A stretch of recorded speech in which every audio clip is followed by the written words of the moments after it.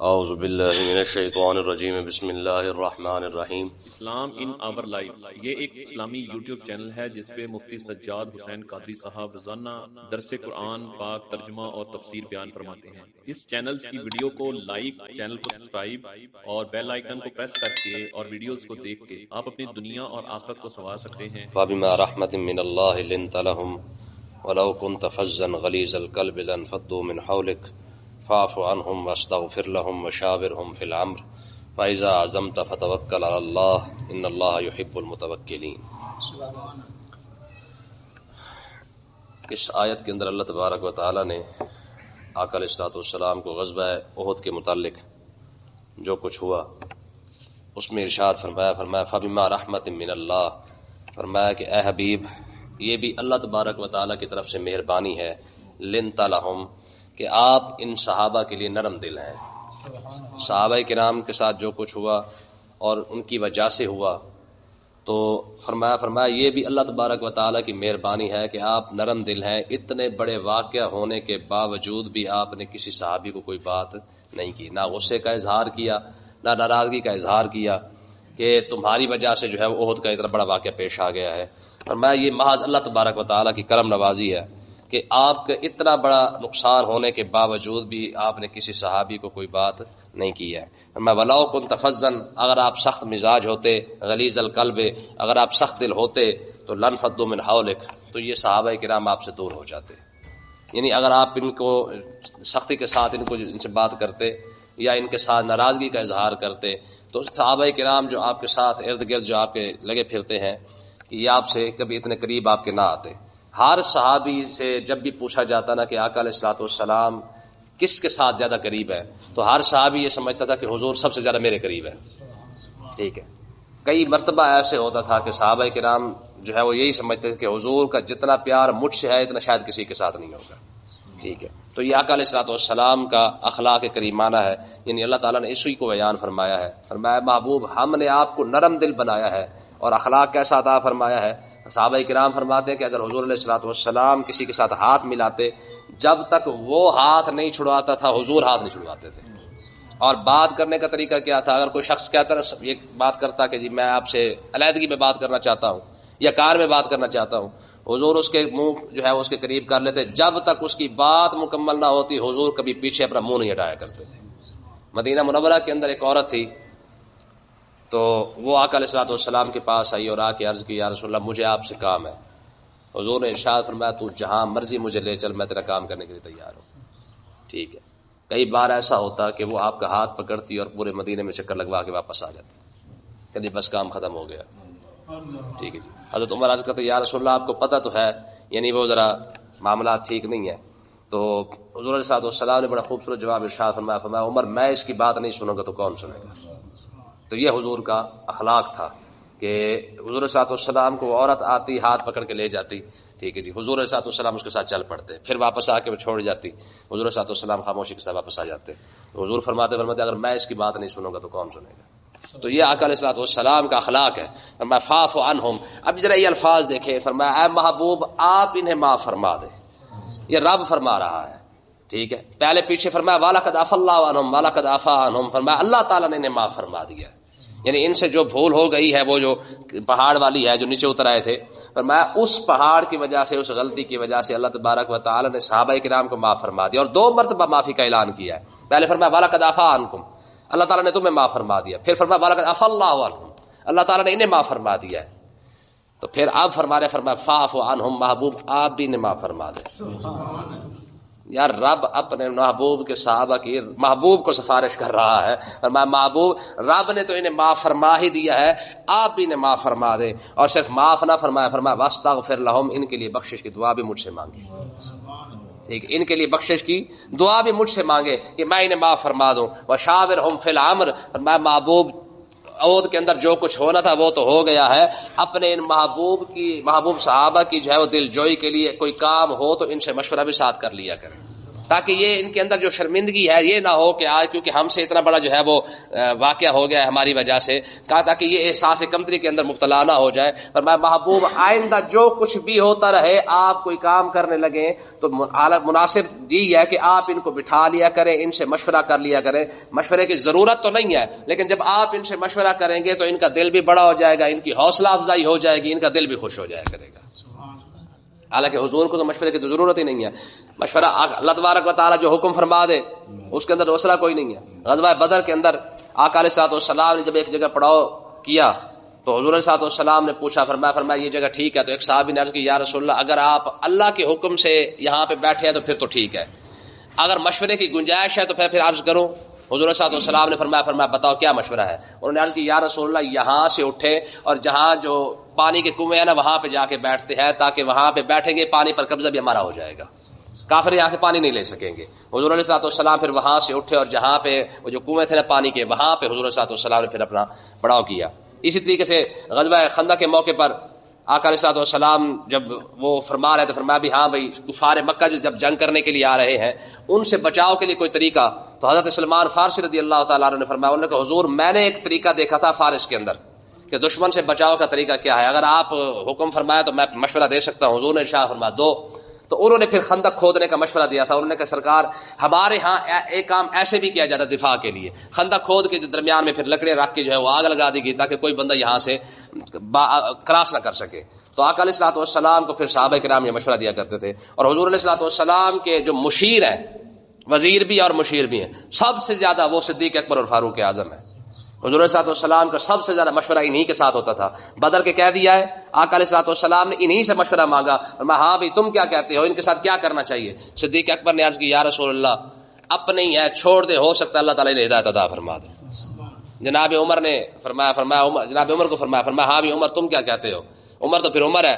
عرض کی یا رسول اللہ میں کہتا ہوں جو جس کا قریبی رشتہ دار ہے تلوار اٹھا کے اسی کی گردن قتل کر نکالے. حضور علیہ الصلوۃ والسلام نے فرمایا صدیق اکبر کا مشورہ ٹھیک ہے، اسی پہ عمل کر لیتے ہیں کیونکہ ہو سکتا ہے اللہ تعالیٰ نے ہدایت عطا فرما دے. ٹھیک ہے جی. تو آقا علیہ الصلوۃ والسلام کا سب سے زیادہ جو مشورہ تھا وہ صدیق اکبر اور فاروق اعظم کے ساتھ تھا. تو جب اللہ کا نبی ہو، ساری کائنات کا خالق اور مالک، جب اللہ تبارک و تعالیٰ حکم فرما دے تو پھر مشورے کی ضرورت ہی نہیں رہ جاتی ہے. اور حضور خود کوئی کام کرنا چاہے پھر بھی مشورے کی ضرورت نہیں ہے. لیکن یہ صحابہ کرام کی حوصلہ افزائی کے لیے حضور نے ارشاد فرمایا محبوب جب آپ ان چھوٹوں سے مشورہ کریں گے تو یہ بڑے بن جائیں گے. لیکن یہ بڑا بندہ بنتا ہی تب ہے جب چھوٹوں کو ساتھ ساتھ لے کے چلتا ہے، وگرنہ خود بڑا بنتا رہے تو بنتا رہے. ٹھیک ہے جی. دنیا اسے بڑا نہیں مانتی ہے، بڑا انسان تب ہی بنتا ہے جب وہ چھوٹوں کو ساتھ لے کر چلتا ہے. تو اللہ تبارک و تعالیٰ نے ارشاد فرمایا محبوب وشاورہم فی الامر، صحابہ کرام کی حوصلہ افزائی کے لیے آپ ان سے مشورہ کر لیا کریں. ہوگا تو وہی جو اللہ تبارک و تعالیٰ چاہے گا، اور مشورے کی آپ کو ضرورت اگرچہ نہیں ہے لیکن اس کے باوجود بھی ان سے مشورہ کریں گے اللہ تعالیٰ جو ہے وہ ان کی حوصلہ افزائی ہو جائے گی، اللہ تعالیٰ جو ہے اس مشورے کے اندر برکت عطا فرما دے گا.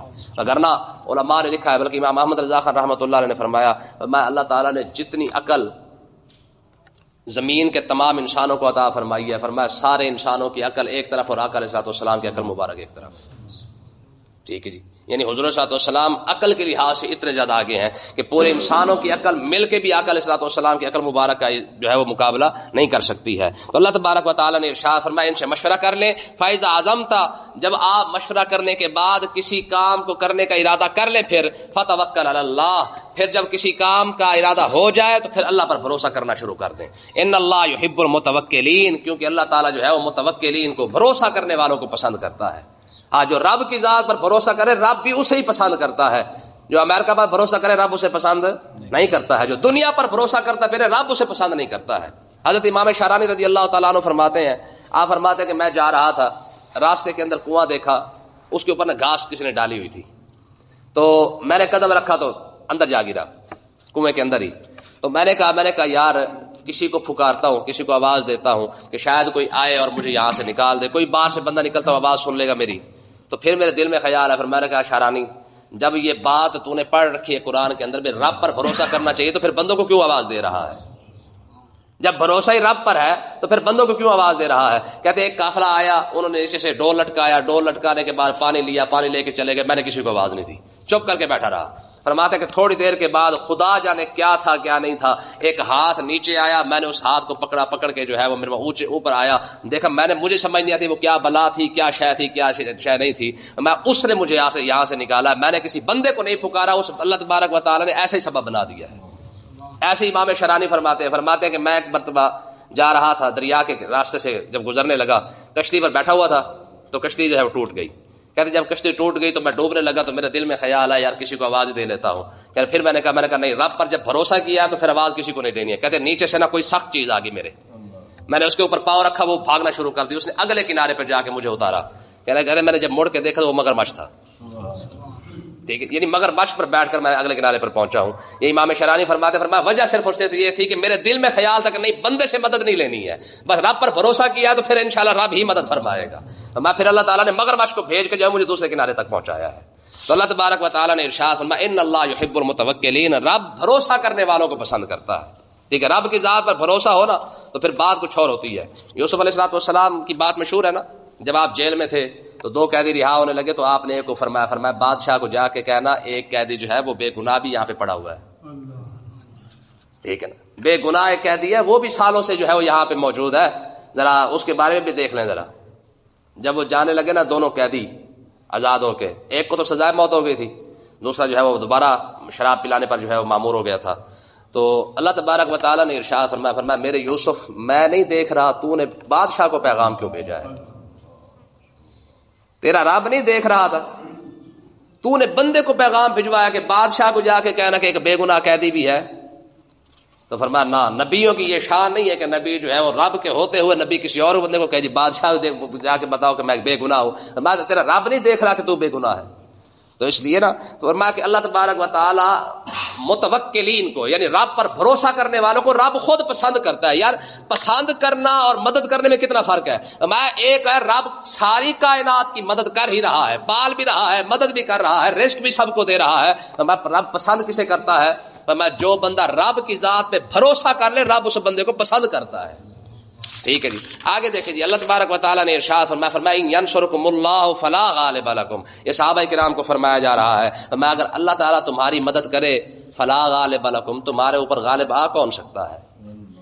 تمہارے اوپر کوئی غالب، ہاں اگر رب کسی کی مدد کرنا چاہے تو اسے کوئی مغلوب نہیں کر سکتا ہے۔ آقا علیہ الصلوۃ والسلام نے عبداللہ بن مسعود کو فرمایا عبداللہ اگر اللہ تبارک و تعالیٰ تیرے ساتھ بھلائی کرے دنیا تیرے ساتھ برائی کر نہیں سکتی ہے، اور رب اگر تیرے ساتھ بھلائی نہ کرے تو کوئی دنیا کا پوری دنیا مل کے بھی تیرے ساتھ بھلائی نہیں کر سکتی ہے۔ تو یہی بات اللہ تعالیٰ نے ارشاد فرمایا ان ینصرکم اللہ، اگر اللہ تعالیٰ تمہاری مدد کرنا چاہے فلا غالب لکم، تمہارے اوپر غالب کوئی نہیں آ سکتا، وَإِن يَخْذُلْكُمْ، فرمایا صرف وہ اکیلا ہی تمہیں چھوڑ دے تو فمن ذا الذی ینصرکم من بعد، فرمایا اس کے بعد پھر مدد کر کون سکتا ہے؟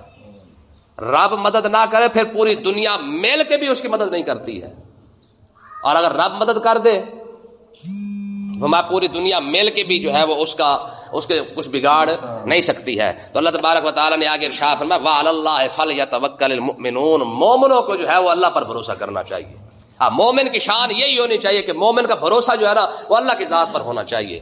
حضرت ابراہیم ابن ادھم رضی اللہ تعالیٰ عنہ آپ نا 20 سال کے بعد مسجد میں آئے، ویسے مسجد میں نہیں آئے، مسجد میں تو آتے ہی رہتے تھے، 20 سال کے بعد انہوں نے مسجد کے ستون کے ساتھ ٹیک لگائی، جس طرح ٹیک لگا کے بندہ بیٹھ جاتا۔ تو اللہ تبارک و تعالیٰ نے ارشاد فرمایا میرے ابراہیم بن ادھم کی بات ہے، فرمایا میرا سہارا چھوڑ کے ستون کا سہارا رکھ لیا ہے۔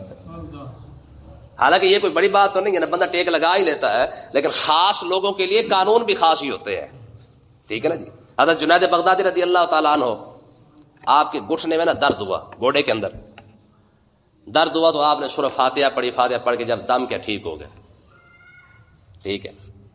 جب ٹھیک ہوئے نا تو پھر غیب سے واضح فرمایا میرے جنید میں نے قرآن دردوں کے لیے نہیں اتارا تھا، میں نے تو قرآن تیرے لیے اتارا تھا۔ حالانکہ حضور کا فرمان ہے، فرمایا سورہ فاتحہ کے اندر موت کے علاوہ ہر بیماری کا علاج ہے۔ اب کوئی بھی بندہ بیمار ہو جائے، اب اگر سورہ فاتحہ پڑھ کے اگر وہ دم کر کے اپنے اوپر پی بھی لے تو یہ تو سرکار کی حدیث سے ثابت ہے، لیکن یہ قانون عام لوگوں کے لیے ہے، خاص کے لیے قانون بھی خاص ہوتا ہے۔ میں جنید ہم نے دردوں کے لیے قرآن نہیں اتارا، ہم نے تو قرآن تیرے لیے اتارا تھا، ہم نے تو قرآن اپنی معرفت کے لیے اتارا تھا کہ اسے پڑھ کے ہمارے قریب ہو جا، تو انہیں قرآن جو ہے اپنے گوڑے کے لیے پڑھنا شروع کر دیا ہے، ٹھیک ہے۔ حضرت موسیٰ علیہ الصلوۃ والسلام ایک مرتبہ بیمار ہو گئے، اب ناز چیک کریں، طبیعت تھوڑی سی خراب ہوئی سیدھا کوہ طور پہ پہنچ گئے، مالک میری طبیعت خراب ہو گئی ہے جی۔ ہم تو ڈاکٹر کے پاس جاتے ہیں نا، MBBS کے پاس جاتے ہیں، ٹھیک ہے جی، وہ کسی MBB کے پاس نہیں جاتے، سیدھا ڈائریکٹ کوہ طور پہ، مالک طبیعت خراب ہے۔ تو اللہ تبارک و تعالیٰ نے ارشاد فرمایا طبیعت خراب ہے نا، وہ فلاں جگہ پہ ایک بوٹی ہے، اسے رگڑ کے پی لے، ٹھیک ہو جائیں گے۔ ہے نا ناز والا نبی، رب سے جا کے کہتا ہے طبیعت خراب ہوگی، علاج بتاؤ، ٹھیک ہے، یہ ناز ہوتے ہیں نا، ٹھیک ہے نا۔ تو اللہ تبارک و تعالیٰ نے ارشاد فرمایا فلاں جگہ پہ جو بوٹی ہے نا، اسے آپ جا کے نکالے اور رگڑ کے پی لے، ٹھیک ہو جائیں گے۔ گئے جا کے وہ بوٹی جو ہے وہ لی، وہ کو ملنگ ہے نا سمجھے بھی اس تو مراد بھنگے، اس تو مراد وہ بوٹی سی جڑی ہے نا، ملنگ پٹھائی آپ بڑا لے لیندے نے، کہتے بوٹی رگڑ کے پینا بھی جائز ہے، ٹھیک۔ وہ بوٹی بطور شفا کے اللہ تبارک و تعالیٰ نے خود عطا فرمائی تھی، فرمایا وہ بطور علاج کے تھی۔ اچھا وہ انہوں نے جو بھی تھا وہ نکال کے اس کو جو ہے پی لیا، ٹھیک ہو گئے۔ کچھ عرصے بعد بھی وہی بیمار، دوبارہ وہی بیماری ہوئی۔ جب بیماری ہوئی نا تو خود پھر چلے گئے جا کے اس کو نکال کے جو پیا، جب ٹھیک نہ ہوئے تو اللہ تبارک و تعالیٰ کی بارگاہ میں پھر کوئی طور پہ، پروردگار بیماری بھی وہی ہے، علاج بھی وہی ہے، پہلے ٹھیک ہو گیا تھا، اب ٹھیک کیوں نہیں ہوا؟ میں میرے موسیٰ پہلے میرے پاس آیا تھا نا، پہلے میرے پاس آیا تھا نا، مجھ سے آ کے پوچھا تھا، آج ڈائریکٹ سیدھا وہاں پہ چلا گیا، میرے پاس کیوں نہیں آیا ہے؟ میں پہلے ہم نے اس کے اندر شفا رکھی تھی، آج ہم نے شفا نہیں رکھی ہے۔ حضرت سیدنا ادریس علیہ الصلوۃ والسلام، آپ بیمار ہو گئے، ٹھیک ہے نا، جب آپ بیمار ہوئے تو لوگ آپ کے پاس آتے شیشہ لے کر، دوائیاں لے کر، نسخے لے کر، وہ کہتے کچھ کہتے جناب ہماری گولی کھائیں، کچھ کہتے ہماری ٹکی کھائیں، کچھ کہتے ہماری پھکی کھائیں، ٹھیک ہے جی۔ آپ سب سے لے لیتے، جب لے لیتے تو لینے کے بعد آپ فرماتے ٹھیک ہے میاں تم جاؤ میں کھا لوں گا۔ جب وہ چلے جاتے نا تو آپ دوائی سے پوچھتے، فرماتے تیرے اندر شفا ہے؟ وہ کہتی نہیں، ٹھیک ہے، دوائی سے ہی پوچھ لیتے، میں تیرے اندر شفا ہے؟ وہ کہتے نہیں، آپ رکھ دیتے۔ پھر دوسری ٹکی پھکی جو کچھ ہمارے ہاں ٹوٹ کے نسخے ہوتے ہیں۔ ایک بندہ بیٹھا تھا، اس نے کہا بات چل رہی تھی، انہوں نے کہا یار ادریس علیہ الصلوۃ والسلام بیمار ہے، انہوں نے کہا یار ایک پھکی میرے پاس بھی ہے، میں نہ دے آؤں؟ انہوں نے کہا چل تو بھی جا کے دے آ۔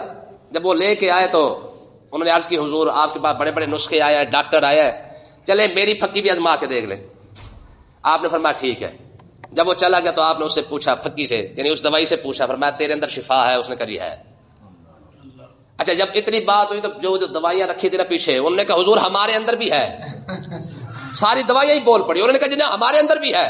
آپ نے فرمایا یہ ماجرا کیا؟ انہوں نے کہا جناب آپ کی طبیعت ٹھیک ہونے کا وقت اب ہوا ہے، اب آپ جو بھی دوائی کھائیں گے سب اسی وقت ٹھیک ہو جائیں گے، ٹھیک ہے نا جی۔ تو مطلب یہ ہے کہ اللہ تبارک و تعالیٰ نے ارشاد فرمایا وَعَلَى اللَّهِ فَلْيَتَوَكَّلِ الْمُؤْمِنُونَ، مومنوں کو رب پر بھروسہ ہونا چاہیے۔ اسباب جو ہے نا، اسباب یہ تو صرف اور صرف ظاہری دکھاوا ہوتا ہے، وگرنہ حقیقی طاقت اور جو مؤثر جو ذات ہے نا وہ اللہ تبارک و تعالیٰ کی ذات ہے، ٹھیک ہے۔ تو اللہ تبارک و تعالیٰ نے ارشاد فرمایا جو بندہ رب کی ذات پر بھروسہ کر لے، میں اس کے لیے اللہ تبارک و تعالیٰ کیا کرتا ہے، میں مجھ پر بھروسہ کر کے دیکھو، جیسے جیسے حدیث پاک کے اندر آتا ہے انا عند ظن عبدی بی فیظن ما یشاء، میں جیسے میرا بندہ میرے بارے میں سوچتا ہے نا میں اس کے ساتھ ویسا معاملہ کرتا ہوں، جیسا میرے بارے میں سوچتا ہے نا میں اس کے ساتھ ویسے ہی کرتا ہوں، یعنی جیسا جیسا بندہ خیال کرتا جائے گا ویسے ویسے اس کے ساتھ اللہ تعالیٰ معاملہ کرے گا۔ ہمارے بزرگ بیٹھے تھے، ایک بندہ آ گیا، کہنے لگا اللہ جی مجھے وظیفہ بتائے، میرا جو ہے وہ رزق جو ہے وہ وسیع ہو جائے، ٹھیک ہے نا۔ تو آپ فرمانے لگے تو جا کر صرف اتنی بات ہی سوچا کر، صرف سوچا کر، خالی پڑھنے کی ضرورت نہیں ہے، تو صرف سوچا کر، اللہ بڑا ہی دے گا، ٹھیک ہے جی۔ وہ کوڑ کھا کے نکل گیا، انہوں نے کہا میں وظیفہ پوچھنا آیا سی۔ ہماری قوم کو یہ بھی بڑی گندی عادت ہوتی ہے، وہ کہتے جی یہ وظیفہ صرف وہی ہوتا ہے جو ایک ٹانگ پہ کھڑا ہو کے پڑھا جائے، ٹھیک ہے نا۔ یہ بڑی مصیبت ہوتی ہے، ہم لوگوں کو کہے نا جی یہ تسی دھوپ پہ کھڑو گے رات 12 بجے دھوپ پہ کھڑو کے پڑھنا ہے، رات 12 بجے دھوپ پہ کھلو کے پڑھنا ہے، وہ من جاؤ کرے ہاں اس وظیفے واقعی کوئی نہ کوئی، کیونکہ رات 12 بجے اگر دھوپ نکلی ہوئے تو پڑھنے کا مزہ ہی کچھ اور ہونا ہے، ٹھیک ہے جی۔ اگر آپ سوکھا وظیفہ کسی کو بتا دے کوئی بھی نہیں پڑھے گا، کسی کو آپ کہتے ہیں نا یار الحمدللہ پڑھ لیا کر، حالانکہ حضور کا فرمان ہے یار اس کے اندر موت کے علاوہ ہر بیماری کا علاج ہے، آپ کسی کو کہہ رہے سورہ فاتحہ پڑھا کر، نہیں پڑھے گا، رات کے 12 بجے دھوپ کے اندر پڑھ لے گا، 12 بجے رات دھوپ نہیں نکلتی نا، لیکن اس نے پڑھ لینا ہے، اس نے سمجھ لینا ہے رات 12 بجے جی دھوپ نکلنی ہے اس ٹائم وظیفہ پڑھو کمال ہی ہو جائے گا، ٹھیک ہے۔ تو آپ نے فرمایا میاں تو جا کے صرف یہی سوچا کر کہ اللہ بڑا ہی دے گا۔ وہ کوڑ کھا کے نکل گیا، وہ کسی اور بابے کے پاس گیا، انہوں نے کہا جناب میں وظیفہ پوچھنے گیا تھا، انہوں نے کہا جی تو صرف سوچا کر خالی کہ اللہ بڑا دے گا، اب بتائیں یہ بھی کوئی وظیفہ ہے؟ تو انہوں نے کہا بے وقوف، سب وظیفوں سے بہترین وظیفہ ہی یہی ہے، کیوں؟ اس لیے فرمایا انا عند ظن عبدی بی فیظن ما یشاء، یہ میرے رب کا حکم ہے، سرکار کا فرمان ہے. فرمایا تم جیسا میرے بارے میں خیال کرو گے میں ویسے ہی تمہارے ساتھ معاملہ کروں گا. اگر تو اس طرح سوچنا شروع کر دینا رب بڑا ہی دے گا بڑا ہی دے گا، فرمایا رب واقعی بڑا دینا شروع کر دے گا. کیوں؟ کیونکہ یہ اس کا حکم ہے کہ تم جیسے میرے بارے میں سوچتے جاؤ گے میں ویسے ویسے تمہیں عطا کرتا جاؤں گا. اللہ تعالیٰ سمجھنے کی توفیق عطا فرمائے.